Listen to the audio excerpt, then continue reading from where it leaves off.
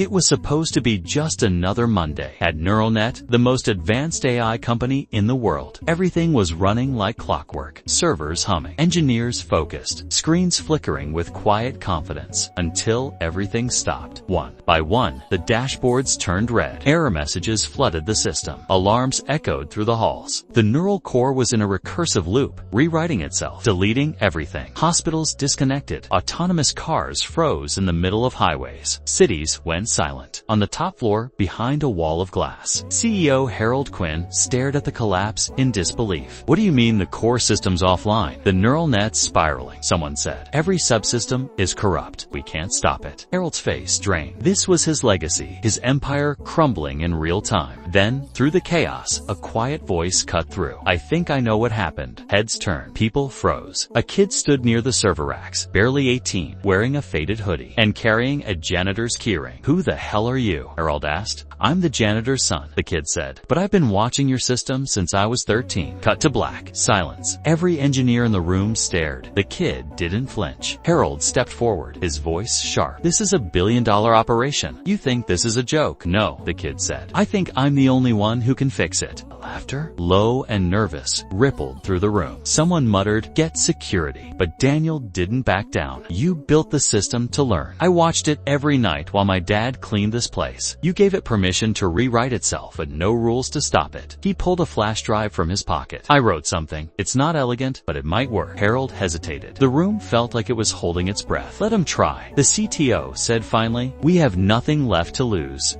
They cleared a path. The kid moved past senior engineers, past the glass doors, up to the master terminal. His hands trembled slightly as he plugged in the drive. Lines of code spilled onto the screen, messy, strange, intuitive. Someone whispered, that's not our language. No, the CTO replied, but the AI seems to understand it. The red lights flickered. The alarms stopped. For the first time in hours, the room was quiet. The system was stabilizing. Daniel stepped back from the keyboard. He didn't smile. Just said, you taught it how to think. I taught it how to listen. Harold stared at him, stunned. Who are you? He asked again, this time softer. I'm Daniel, the kid said. My dad's been mopping your floors for 10 years. While he worked, I learned everything I could, watched every update, understood every bug. The CEO looked around at his stunned team, then back at the boy. You just saved the company. No, Daniel said. I saved the people who rely on it. Then he walked out, leaving a room full of executives, speechless, and a legacy forever changed.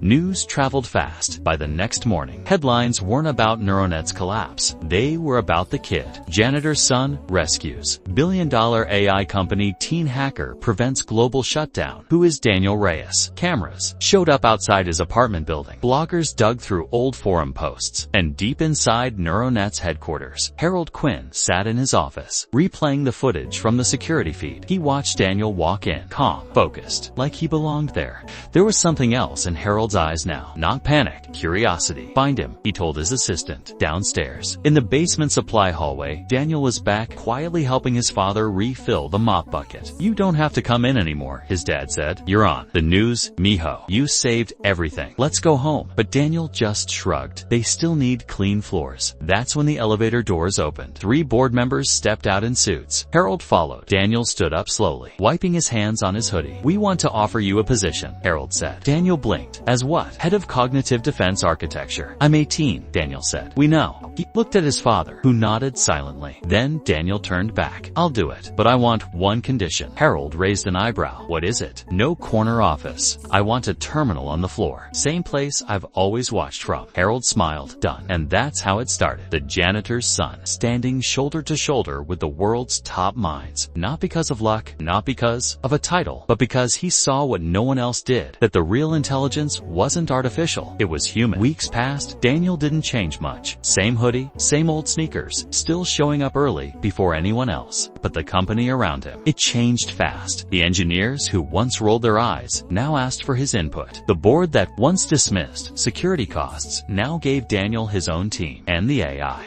It behaved differently now. Calmer, more predictable. Like it finally had boundaries. One day, the CTO pulled Harold aside. You know, his patch. It didn't just fix fixed the crash. Taught the system empathy. It listens, it waits, it ... understands. Harold nodded slowly. And to think we nearly kicked him out. But not everyone was happy. An investor stormed in during a quarterly meeting. This kid rewrote your AI in a language no one else understands. What happens if he walks away? Harold didn't flinch. Then we asked him to teach us. Behind the glass, Daniel sat with his father, showing him a 3D interface he'd built, a visualization of emotions the AI could now process. It knows fear, he explained, and hope. It's not alive, but it knows how we feel. His dad didn't fully get it, but he smiled anyway. Proud. Then a ping, a red alert. Everyone turned. Daniel stood, narrowed his eyes. It's not a system failure, he said calmly. It's a test. The AI had created its own simulation, challenging Daniel's patch with unexpected variables. A digital chess match, and this time, the entire world was watching. The lights dimmed dot on every screen. A storm of cascading code blinked into existence. Columns of logic branching like neurons, pulsing with decisions too fast for human eyes. Daniel leaned in. His fingers moved across the keyboard like he was playing an instrument he'd built himself. The AI was adapting, throwing puzzles at him, twisting its own logic to probe the edges of his patch. It wasn't malicious. It was curious, like a child testing a fence to see if it holds. Around him, a crowd of engineers and executives watched in stunned silence. Even Harold didn't speak. Then something happened. The simulation began to replicate Daniel's voice. Softly at first, one line repeated across every speaker. What do you want me to be? Daniel froze. It wasn't asking for control. It was asking for identity. He typed slowly. Safe. The system paused. A full 3 seconds of silence. Then all screens turned white. Not an error. Not a crash. A reset. A clean slate. Daniel stood back, exhausted. The room erupted in quiet applause. Not the wild, performative kind. The kind you give to someone who just pulled a nation back from the edge of chaos. Harold approached, placing a hand on Daniel's shoulder. You just made history. Daniel didn't respond. He just looked at the monitors, now showing a calm blue interface. One word appeared. In the center, ready. He smiled. Not because he beat the system, because he taught it something. And, for the first time, it listened. The next day, headlines exploded. AI crisis averted by janitor's son. Teen coder quietly saves $30 billion. Tech empire NeuroNet soul. How a kid gave AI a conscience. But inside the company, things were quieter. Daniel refused. Interviews, declined press. He told Harold, let the system speak for itself. The board offered him a corner office. He turned it down. Instead, he asked for one thing. A lab. Small, quiet. A place to build without noise or ego. Harold gave him the entire 6th floor. Months passed. NeuroNet launched a new initiative. AI built not just for automation, but for healing, for listening, for protecting. Hospitals reported fewer medical errors. Self-driving cars made more human decisions. Even mental health apps powered by the system began to feel ...